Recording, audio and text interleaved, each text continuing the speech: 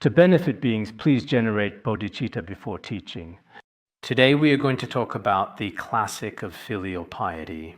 The classic of filial piety has a total of 18 chapters, and we've already covered 12 of them. If we can get through chapters 13 and 14 today, there will be about 4 more lessons left. And I'm not sure when we'll finish this. We could finish it in one day, or if we take more time, that's fine too. In any case, what's truly important is that everyone genuinely loves learning. I see that nowadays many people in the world are constantly and actively absorbing information from the vast internet and all kinds of engaging content on their mobile phones. They're always watching, observing, and continuously learning. But as for the knowledge they're acquiring, who knows how useful it really is. So whether it is truly about being a good person or indeed about being a practitioner, learning is very much profoundly important in life. But there are some people who, from a young age, just don't like to study. Whenever studying is mentioned, their faces change. They're not particularly happy about it. But if it's not about studying, if it's about playing or doing other things, including traveling, then they're often full of boundless enthusiasm, very happy and truly cheerful. Of course, this might also be deeply related to ingrained habits from their past lives. But overall, everyone should possess a strong spirit of continuous learning, no matter what particular state or situation they currently find themselves in. Some people might be very happy, successful, and have gained status or fame, and at that particular point, they give up on the process of learning. But that's not a good thing. It's actually when you truly need to learn even more than before. Some people, during the lowest, most degenerate, and most painful periods of their lives, have absolutely no interest in learning. Some people, during the most painful moments of their lives, never engage in learning at all during those specific times of the day. But actually, at that time, if you use learning to get through that difficult period, you might actually feel happier. So whether it's learning profound Buddhist teachings or any other kind of worldly knowledge, you see, learning is very important. Some people truly believe that once they've actually reached a certain level, they can stop learning. For example, in Buddhism, after obtaining certain degrees, or in the secular world as well, they often stop all significant learning after that point. This is certainly not a good thing either. If you truly stop learning, if you completely stop thinking critically, there will be absolutely no more progress. Therefore, perhaps we should continuously keep learning and acquiring new knowledge as long as we live and breathe. We should dedicate ourselves to lifelong learning, lifelong practice, and lifelong altruism. Whether as a slogan or a guiding principle, we should keep this in mind. In this way, you can overcome many of life's difficulties, many of the troubles in life, including jealousy and arrogance that persist within us. These matters can be effectively resolved through dedicated learning. So today we're also here to talk about the profound importance of learning some worldly, traditional Confucian culture. Some people may feel that within traditional culture, this has nothing to do with my spiritual practice, or that it has nothing to do with my liberation, so they simply don't study it. You might think that such principles have nothing to do with you. But in your actual everyday life, some of the essential knowledge presented here could actually be the most practical and truly useful. If you don't understand these principles, even if you are a very successful practitioner, you still might not be able to transcend the basic standards of being a person. If you don't know how to conduct yourself as a person, it will also affect your own learning, altruism, and spiritual practice to some extent. So we should always truly maintain a continuous state of learning and acquiring knowledge every day. Don't treat learning as a kind of pressure, it's actually an enjoyment. I often see our devoted Dharma friends gathered here, whether it's in the moments before or after our class sessions, or diligently reciting sacred texts in the early morning. This kind of dedication to learning should be a source of happiness. Sometimes when we visit certain schools, some schools have a particularly good learning atmosphere which feels very refreshing. But in some places it seems like there's no atmosphere for learning at all, and instead there are now more significant concerns about fame and personal gain. Perhaps they genuinely think that's truly valuable, but some of us firmly believe that whether for our true inner selves or otherwise, in this life or the next, these may not necessarily be the most meaningful things. So today we will continue discussing the classic of filial piety, specifically chapter 13, extensively promoting supreme virtue. Here, it extensively talks about widely promoting the very highest form of virtue. Because earlier we also talked about virtue What exactly is this profound virtue? You could say this is a much further, deeper discussion.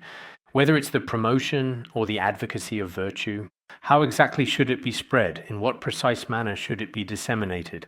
The virtue referred to here mainly centers on the culture of filial piety.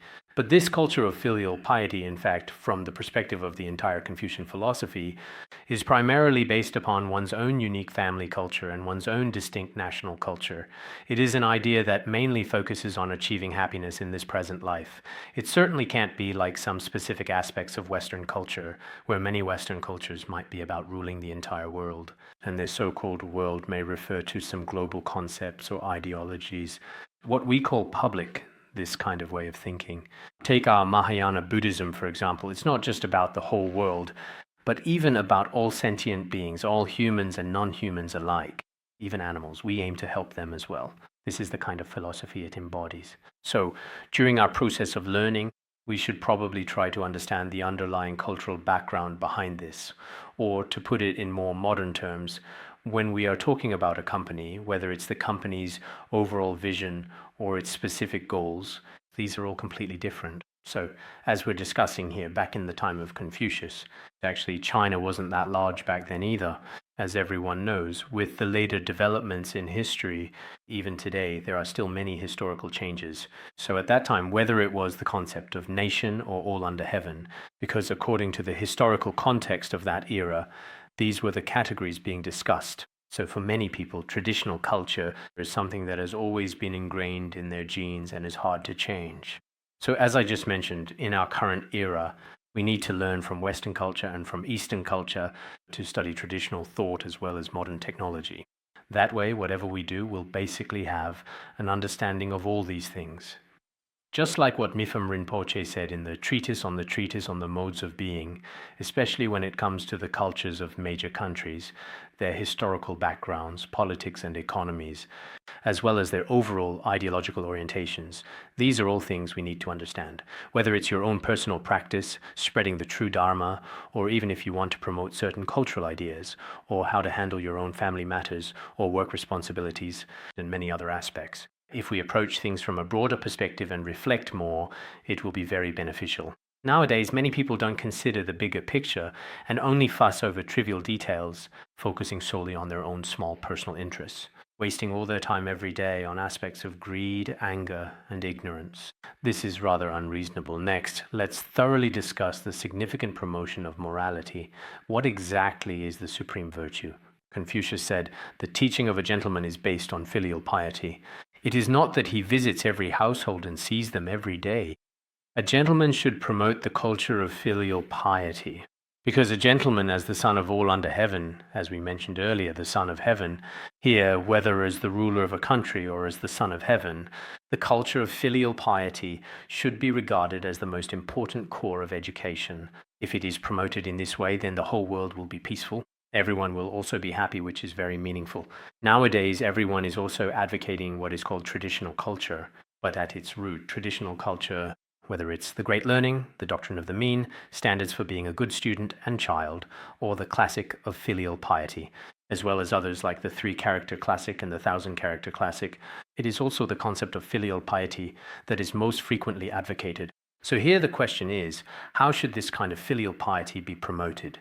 It's not that the ruler should promote it the way some religions do nowadays, by taking a slip of paper and delivering it door to door, or slipping it inside when people aren't home, or standing on the street in front of department stores or at elevator entrances, holding a big stack and handing them out to everyone one by one. Nor is it truly about meeting all kinds of different people every single day. As a ruler, that's simply not really possible either. Sometimes, however, it is indeed possible to go in person, though. If you meet some people face to face, the effect is always different. For example, when we try to get something done, whether it's through letters, phone calls, or sending a WeChat message, it's still not as effective as meeting face to face. When you meet and talk in person, some people just have a certain charisma, and things get settled right away, very easily. But as a ruler, it's impossible to go door to door every day. In some small settings, dealing with people one by one like that just doesn't work. We once had a school principal, and one particular time I distinctly saw him at the school sports field. He was telling the kids, "You can't do that," or "Don't throw trash there." He would often say, don't dress quite like that. However, because there were literally hundreds of students over there at the time, later I told him, if you keep talking to each person one by one like this, it's going to be a hassle. You should set up some kind of system for the bigger picture. Then require all the homeroom teachers and staff to follow it. Within a certain number of days, it must be done. How hygiene is managed, how students should dress, these things should be specified. Of course, sometimes it's necessary to speak to individuals as well. I've mentioned before, when we first started listening to the preliminary practices of Dzogchen, every morning at that time, Khenpo would stand at the entrance himself. He would check how each of us was dressed. There was a lama who, at that time, seemed to be wearing clothes made by himself. Then Khenpo grabbed that part of his clothing and asked, is this layperson's clothing or monastic clothing? He pulled at it vigorously like this. After that, we were all a bit scared, especially in the mornings when we got up. We became very careful about our attire. Otherwise, if Khenpo stood there for several days in a row, sometimes this kind of thing is absolutely necessary and quite important. Sometimes it's necessary to focus on a specific issue like this, but the philosophy here is not like that. As a ruler, he should use a broad educational policy. That way, the whole country can start to implement it. It seems that even now, there are many provinces and regions that are also promoting what is called controlling dropouts and ensuring schooling. Controlling school dropouts and preventing children from missing out on education, and then ensuring that every child receives 9 years of compulsory education. There is a campaign that requires all children to attend school, and with this kind of promotion, then it gets implemented layer by layer. Back when we were in school, there was also a policy like this. It stated that every child must go to school once they reach the required age.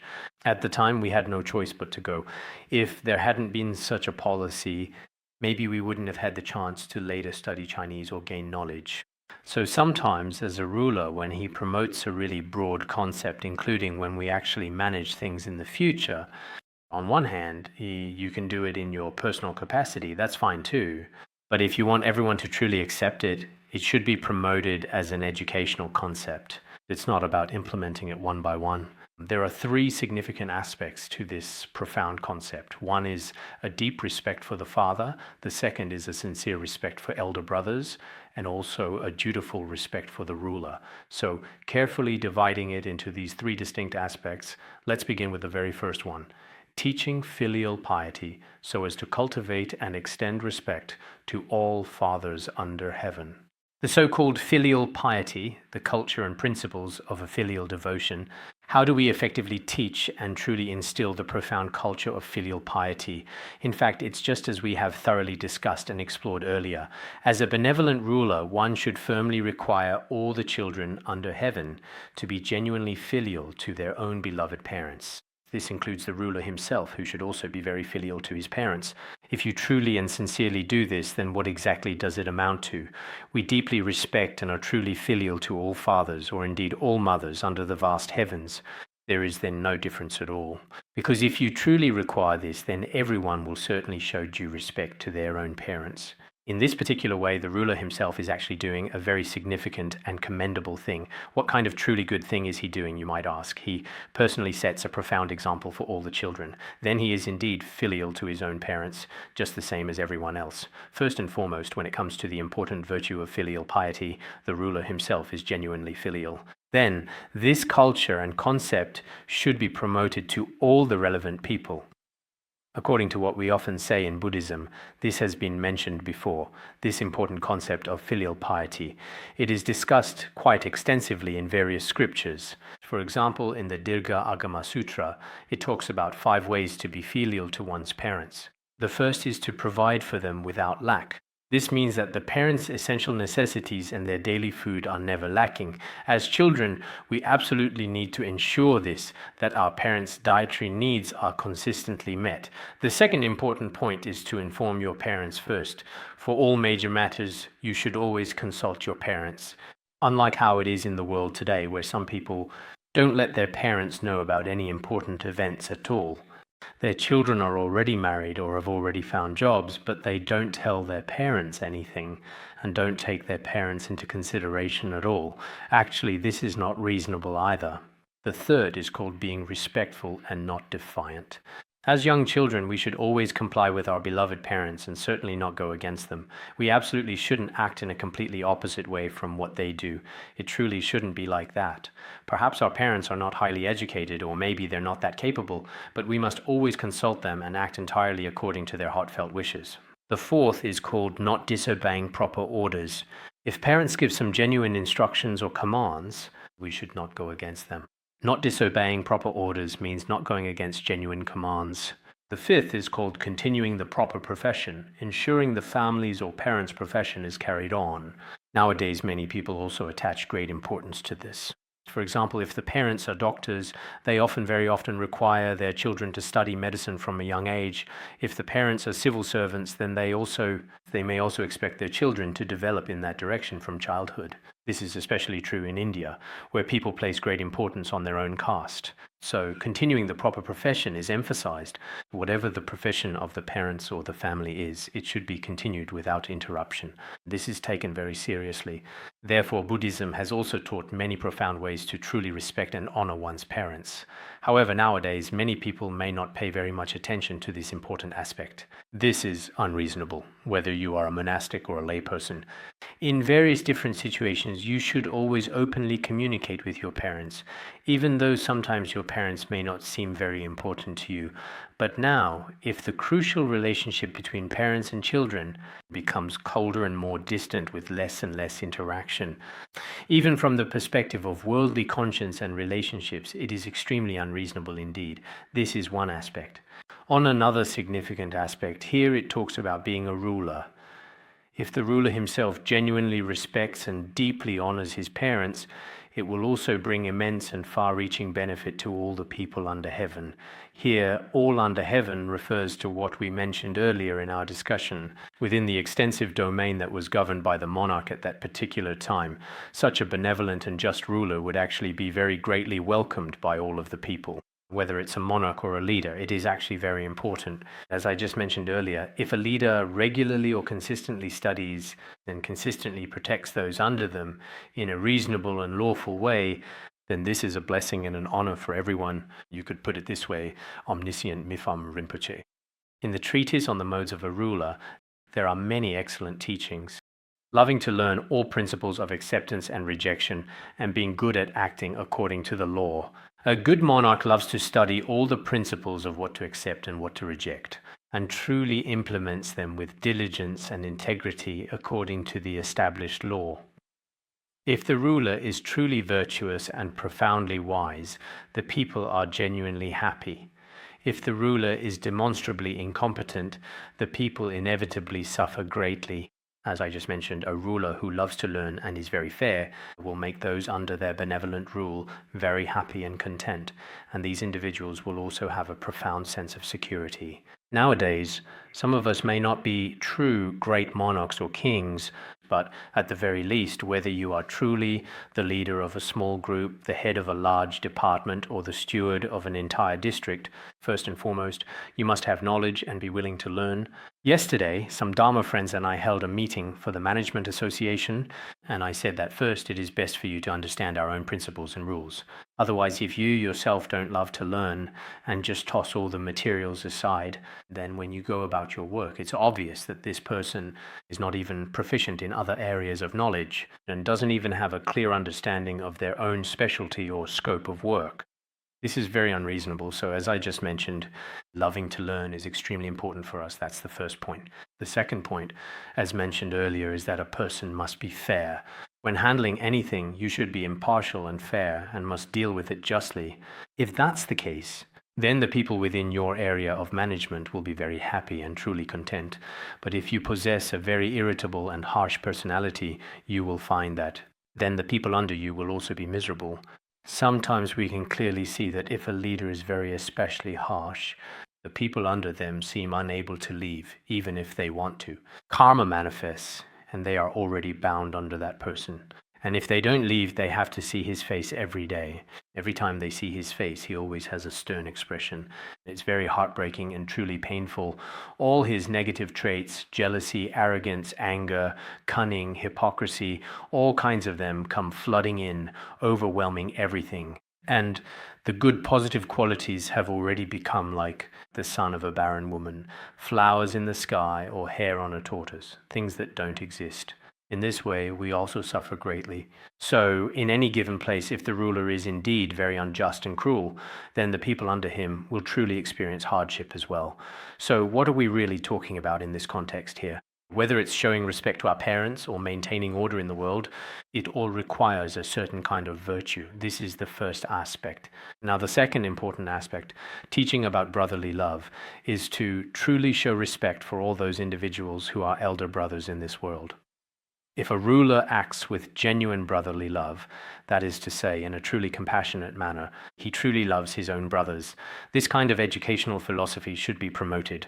If that's truly the case, then in actual fact, all the younger brothers throughout the entire world would already be showing proper respect to their elder brothers, just like that. Because if the ruler effectively spreads this important culture of brotherly love, then, or in other words, the culture of harmony among brothers, if this kind of culture is promoted, then in reality, the relationships between brothers throughout the world would be completely different from before.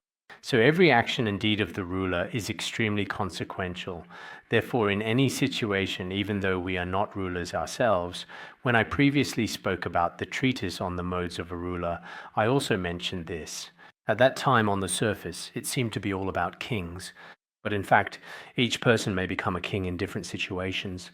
Some are the king of their family, some are the king of their children, some are the king of their company, some are the king of their workplace.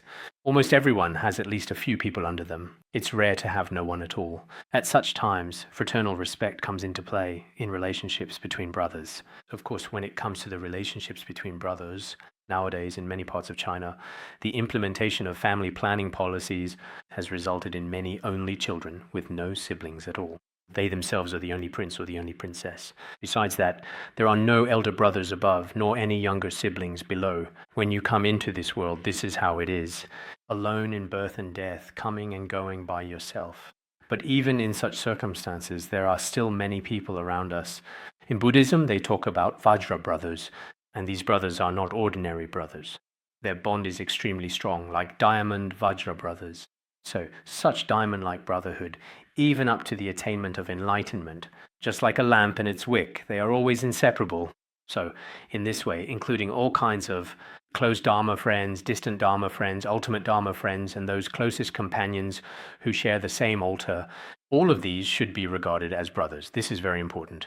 Especially for some Buddhists nowadays, I think it is very necessary to value the feelings between Dharma friends, and if it's within a department, the feelings between departments as well.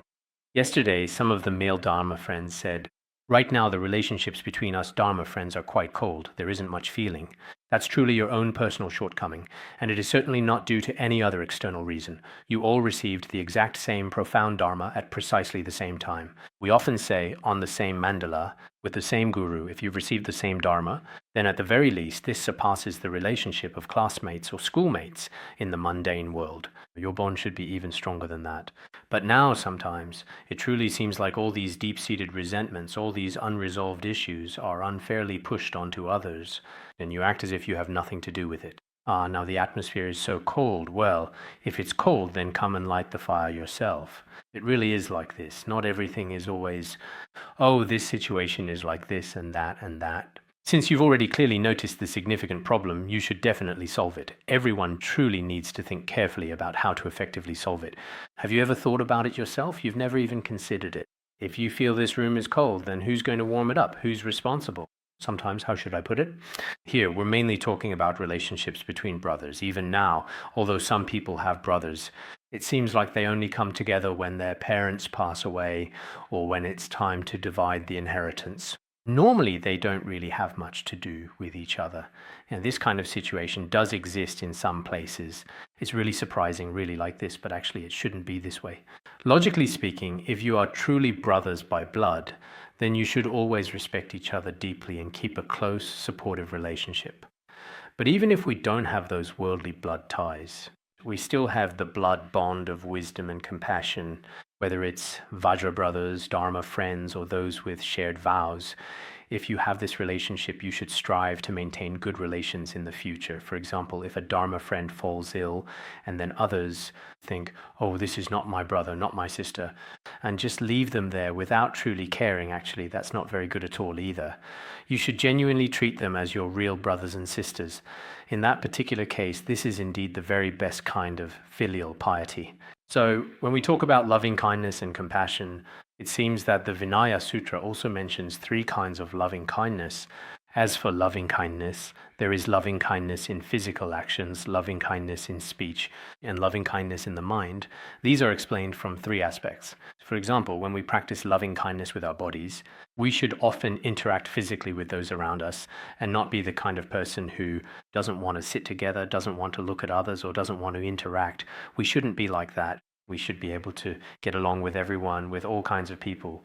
This kind of physical conduct is called the practice of loving kindness through the body. As for speech, one should not harbor anger or resentment. We should often praise and commend others, recognizing their virtues. When we speak, we should always use truly gentle and kind words. As for loving kindness in the mind, there should be no jealousy or anger in our hearts. Our mind should be filled with loving kindness. In essence, loving kindness is a state of mind. However, in the Vinaya Sutra, it is also said that we should have 3 kinds of loving kindness toward every sentient being. The 3 kinds of loving kindness through body, speech, and mind can also be understood in this way. So, what does this mean? It means treating all people in the world, all our brothers and everyone, in this manner. Of course, if we speak from the perspective of Mahayana Buddhism, then all sentient beings in the world are my parents, and all sentient beings are my brothers and sisters. With this kind of mindset, our compassion and loving kindness become even more vast. This is the second important aspect. The third significant aspect is the profound filial piety of ministers. To teach ministers is to clearly show respect for all those who are rulers in the entire world. If we follow the established way of a minister, then the culture of a minister, in fact, the culture and philosophy of a minister, is to always show respect to his ruler. So what is the way of a minister like? Of course, everyone knows a minister must always be sincere and truthful toward his ruler at all times. He must be extremely respectful and hold this belief firmly in his heart. If we practice filial piety in the way of a minister, what would that truly look like? It would be just like how all people under heaven show utmost respect to their ruler, exactly the same. If you apply the etiquette of a minister throughout the entire country, if the culture of respect among ministers can be fully promoted, then in reality, when people lead the world, everyone will be extremely respectful, obedient, and compliant toward those above them. That's precisely how it is. It's not the other way around. Therefore, whether it's parents, children, or siblings, everyone must show due deference and respect. Or the intricate relationship between ministers and their rulers.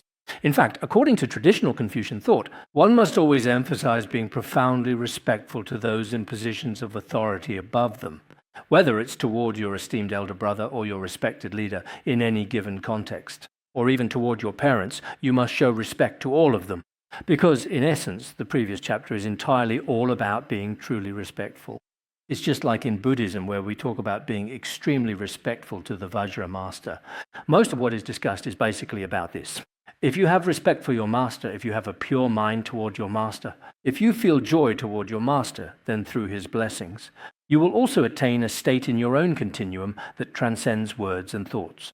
According to Confucian culture in the secular world, you must be obedient. You must listen to your parents and also to your elder brothers and sisters, and then you must listen to your leaders. If you are obedient in this way, you are considered a good person. Even if you are rather slow-witted, lack ability, or are like this, your leaders will still like you, and your parents will also like you.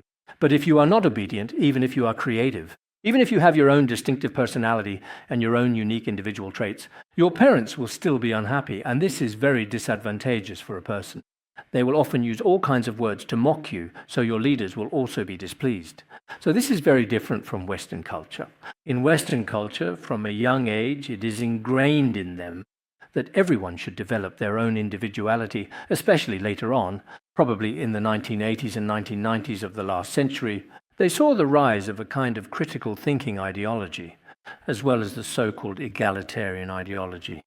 At that particular point in time, if they truly had something of their very own, no matter what, even if some of your views are not accepted by your parents, your teachers, or your leaders. We often see those young children even before they go to kindergarten and begin their formal education. I've seen this in many places. Back in 1993, when I first went there, I was really surprised at the time. Those little kids would say, at that time, the US president was Clinton, and there was a kid, probably 5 or 6 years old, who said, next time Clinton runs for the election, I definitely cannot accept his political views. We thought at the time, you haven't even started elementary school yet, and you already know who Clinton is and all that. But actually, this does have its advantages.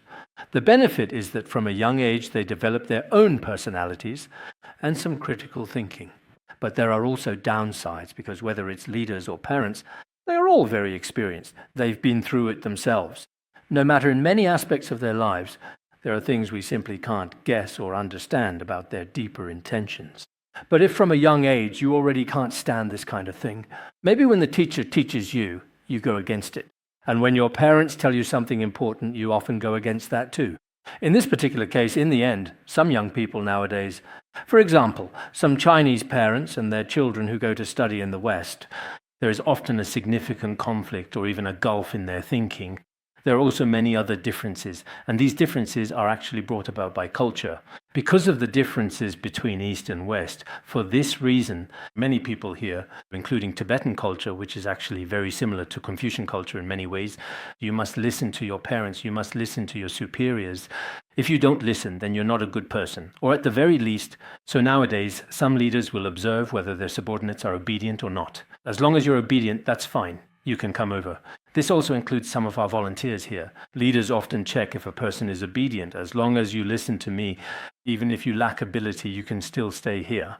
But if you don't listen to me, even if you are capable and very talented, it seems that in my domain, you just can't be accepted. Otherwise, it seems like they just can't stand it themselves. But we can't really blame our leaders or even our parents for this particular situation. It's primarily because every single place has a truly different cultural background, I suppose. There are certainly some distinct differences. So everyone here should sometimes perhaps maybe learn to analyze the differences between Eastern and Western cultures. We need to learn to analyze what we think may not necessarily be correct, especially for some of you who are parents, maybe when it comes to your children, what you believe. You may think that in your child's eyes you are the best teacher, but your child may not necessarily see you as the best teacher. To them, you might actually be the person who most often restricts their freedom. Whatever they want to do, you often use your own experiences and ideas to control their personal freedom. That's why sometimes, like some children nowadays, really dislike their parents. This isn't allowed, and that isn't allowed either. Some parents might even be overly concerned, perhaps, about their children. Did you turn off the lights? Did you eat your dinner? Have you eaten yet? Some children are already in their 30s or 40s, but their parents still ask them, did you wash your face? Did you brush your teeth? You should do it this way. This really shouldn't be put on top. That absolutely should go underneath. If you keep constantly nagging about these little minor things every single day, everyone will undoubtedly get a bit annoyed and quite irritated. This is also one of the reasons why sometimes the relationship between parents and children isn't good. When parents are overly involved, children can become especially willful. Then the relationship between them gets worse and worse, and eventually they end up in a long Cold War. The parents also feel very hurt, thinking that this child, I worked so hard to raise him, and now not only is he not good to me, some children even tell their parents to go to a nursing home. In some Western countries, the social benefits at nursing homes are actually quite good. Sending parents to a nursing home is considered something honorable. They think it's really quite good. But here, if parents are sent to a nursing home, people feel that there are just so many differences. Perhaps we can better understand the significant differences that exist between parents and children.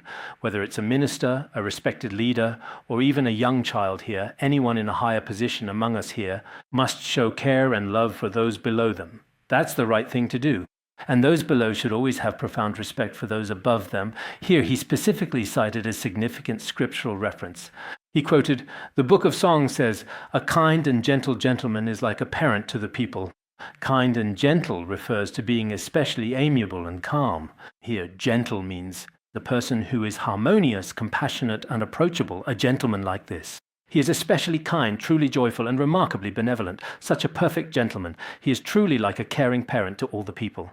Even though he is not a biological parent, he still cares deeply.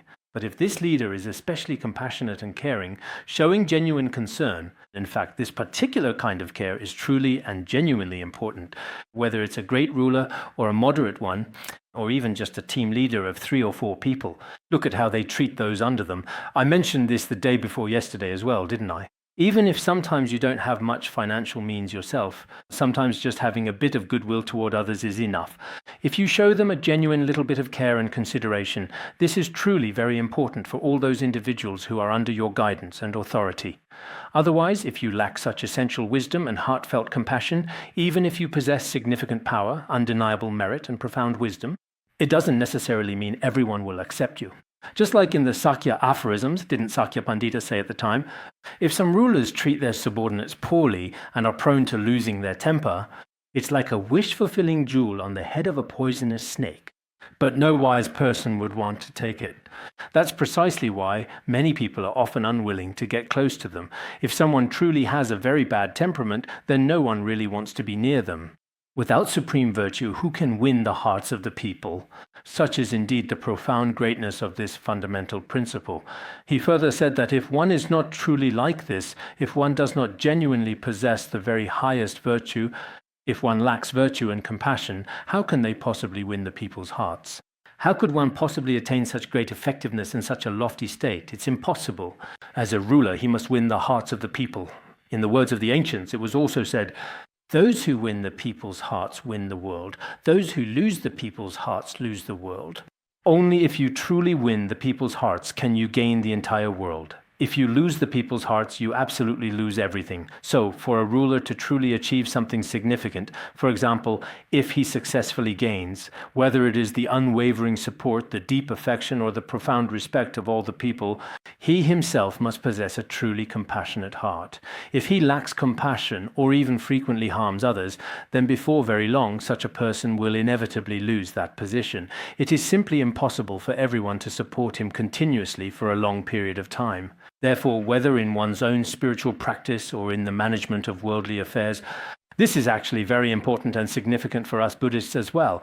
Whether as a truly virtuous and upright person or as a good and just ruler, one must genuinely care for those under their charge, and this is not just putting on a show or making a display on the surface. It's not like that. It must come from the heart. One should always endeavor to help them with their real and significant difficulties and effectively solve their actual problems as well. Also, from one's own side, it is important to recognize that there are certain actions that one can take. Alleviating their suffering is indeed very important. This is precisely what we will discuss here in Chapter 13. Chapter 14, extensively spreading one's name.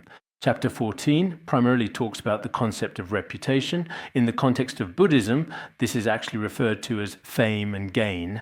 Sometimes among the 8 worldly concerns, we may not really seek these things. But from a worldly perspective, spreading our good reputation far and wide, or whether it's one's personal reputation or social status, from a worldly perspective, it is still very much necessary indeed. Moreover, Confucian culture places great importance on reputation. Personal reputation, family reputation, and the reputation of one's clan are all considered very important. In fact, to put it plainly, this is quite different from many Western cultures. We have this in Tibetan regions. For example, in Tibet, if 2 people fight and one loses, the person who lost is often talked about by those around them.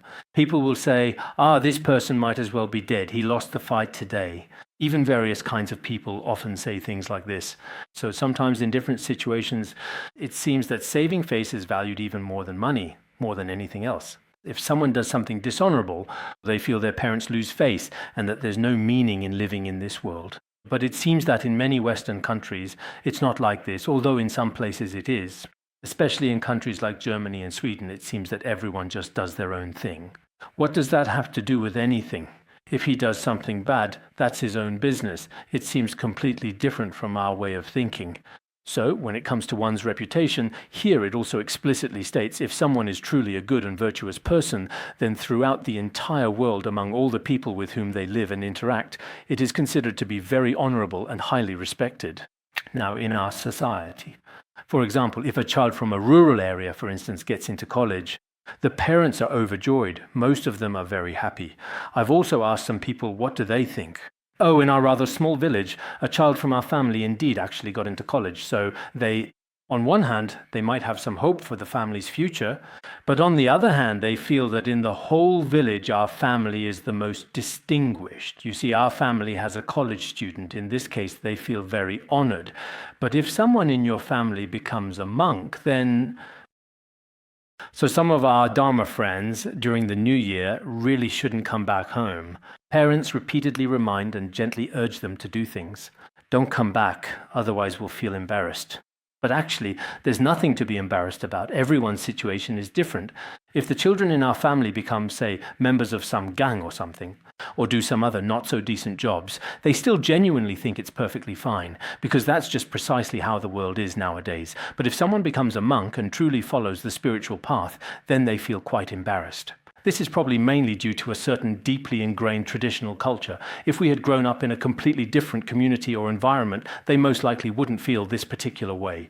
You see, in some remote areas of Tibet, this cultural phenomenon is still very much like this, even today. If there's a monk in the family, it's just like having a college student. They're very happy about it. They'll say, our family has a monk. But once that monk returns to lay life, the family feels especially embarrassed, and the parents will say, it would have been better if this child had died earlier. If he had died, I wouldn't be this upset at all. It's mainly about saving face. They just can't get over it. This is also a kind of culture, I suppose. Here it is like this. It explicitly states, Confucius said, a true gentleman is deeply filial to his parents. Therefore, this loyalty can indeed be transferred to one's ruler. As a true gentleman, the profound filial piety shown at home can indeed be extended to his sovereign. He serves his elder brothers with due respect, so that this obedience can be effectively extended to all elders. He diligently manages his household well, so that this inherent ability to govern can be readily transferred to official duties and responsibilities. Thus, when one's conduct is cultivated at home, one's reputation will be established for future generations. The three issues he mentions below are basically all part of the same culture. The first is that, as a gentleman, he is filial to his parents. This particular kind of culture, or this specific kind of loyalty, such profound loyalty can be readily transferred to one's ruler. For example, if I am very, very good to my parents at home, especially filial, whether it's often doing their laundry, washing their feet, or cooking for them, nowadays many children in China don't know how to cook, and that's a big issue. In our institute, I mentioned the other day, why are there fewer and fewer men nowadays? Then some fellow practitioners gave me feedback saying, it's because many men don't know how to cook, so they can't stick it out. If there were a good cafeteria, a lot more people would definitely love to study, contemplate, and practice. And that's precisely what they explicitly said. If, for example, at home, whether it's cooking or diligently doing other things, basically all sorts of big and small tasks, if you're especially diligent, capable, and hardworking, then this kind of deep love and respect for your parents, this diligence. So, if you were to transfer this kind of behavior to your ruler, then your ruler will definitely be pleased. Many rulers also like that you are hardworking, loyal, don't betray them, and often show concern for them. That's why nowadays many people follow their leaders around, carrying their bags and teacups, always trailing behind the leader. This even includes some Buddhists who follow behind their guru. Some carry this thing, others carry that thing. In this way, they are more compliant with their ruler. They understand this kind of culture. The way they show respect to their father, they also show to their leader. Actually, this is also very important indeed. This is a very important aspect of the culture of filial piety. And then the second point is, if you then serve your elder brother, then this kind of culture, or the concept of compliance, can be readily transferred to your elders or to the people with whom you work. For example, if you are very respectful and truly obedient to your older brother, and you often buy various things to offer to him, then in this way, the genuine love and deep respect you consistently show to your elder brother at home can certainly be transferred to your esteemed colleagues and directly into your professional work. This is also a truly very good and commendable form of filial piety. Next, the third important point is diligently managing the household. When you live at home, you have to handle all kinds of matters, big and small, within the family. Because the family is also like a small country, whether it's about the management or the culture or the finances, or even the politics within the family, there are many different aspects. For example, if there are different cultural backgrounds or religious beliefs in the family, there are often arguments and conflicts. So, in situations like this, if you can manage your household very well with this kind of culture, what can you transfer it to? when you truly become a significant and esteemed official, when you govern the entire world, or when you diligently and responsibly manage the people under your careful and entrusted charge, this is also a very good method. On the surface, these may seem like small things, but these three aspects, one is your behavior towards your parents, your siblings, and your family members. If you can do this very, truly, extremely well, then your descendants, your reputation will also continue to be praised for generations to come. Many of us place great importance on this. Even after a person has passed away, we don't want them to leave behind any scandals for us. Their good name should be passed down through the ages. This is something many people especially yearn for. So what exactly is being discussed here at this moment? One is filial piety towards one's parents, which is highly valued in Confucian culture. If one is not filial, as was mentioned earlier, then the general public can do absolutely nothing about it either. According to the teachings of Buddhism, this particular issue is even more profoundly focused on the suffering that occurs in future lives. For example, in the Buddhist scripture, the Kshitigarbha Sutra, it is also said that if there are sentient beings who are unfilial to their own parents, or even go so far as to deliberately harm and injure them, they will inevitably fall into the Avachi hell, and for countless eons they will not be able to escape from its torment and suffering. This is also what is stated in the Kshitigarbha Sutra. Therefore, in Buddhism, those who are truly unfilial and disrespectful not only will face misfortune in this life, but will also fall into the Avicii hell in the next life. This is what is taught as well. As a ruler, if you consistently show truly great respect to your parents and elders, then both in this present life and the next, you will undoubtedly be very happy indeed. If you do not do so, you will experience great suffering in both this life and the next.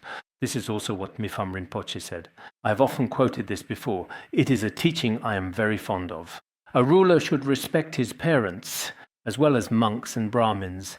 As a ruler, one should show respect to one's parents and also respect monastics, as well as those who are knowledgeable and cultured, such as the Brahmins in India. Furthermore, one should make offerings to the three jewels skillfully to eliminate suffering in this life and the next.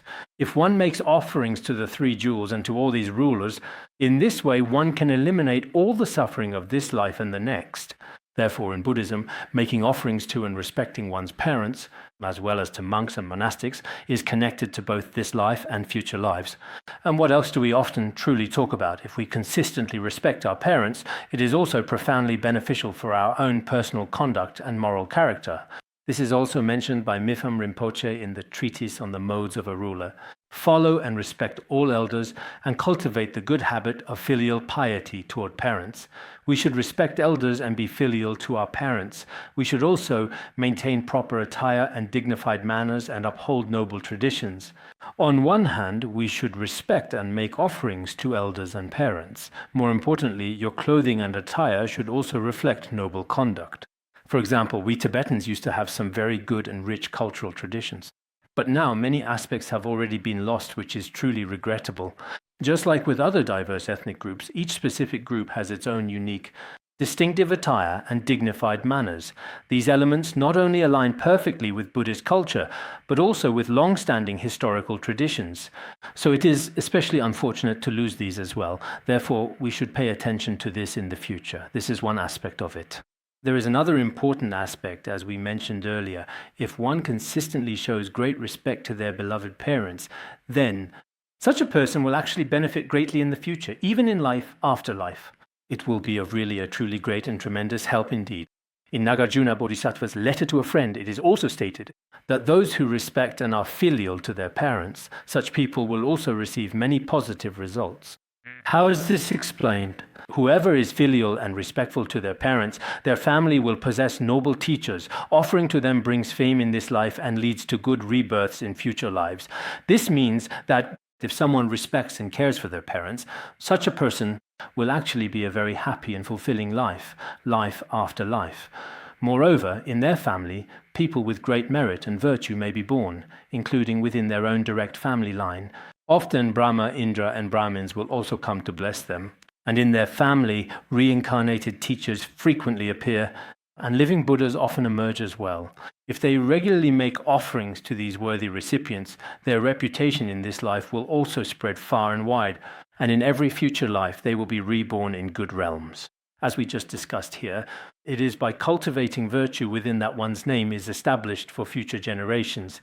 If one's name is established for future generations, then their family is just as described in the letter to a friend we mentioned earlier. In this very life, their reputation is excellent, and in future lives, they are also reborn in good realms. Of course, Confucius does not specify here what the afterlife is like, but on the surface, in fact, he is still quite concerned about what happens after death.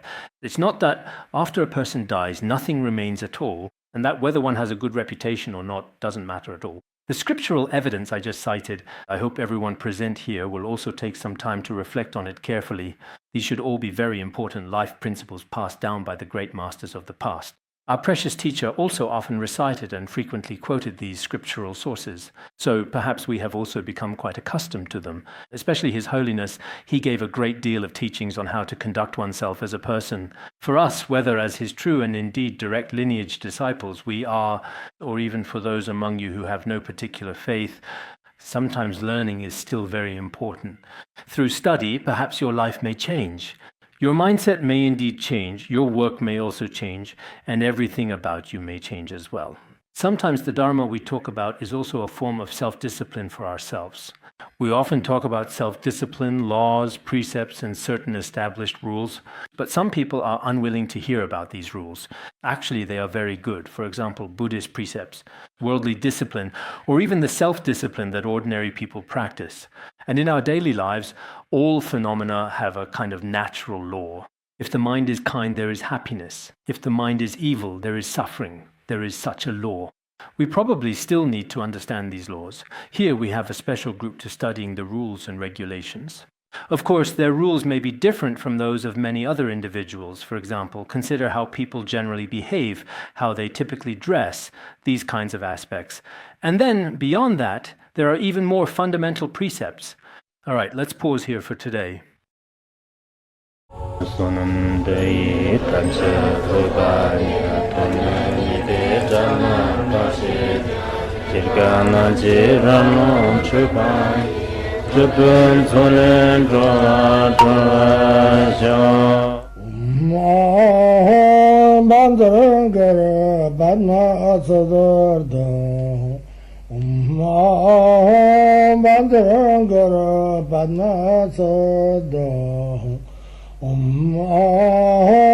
Bandara Banma Sodargye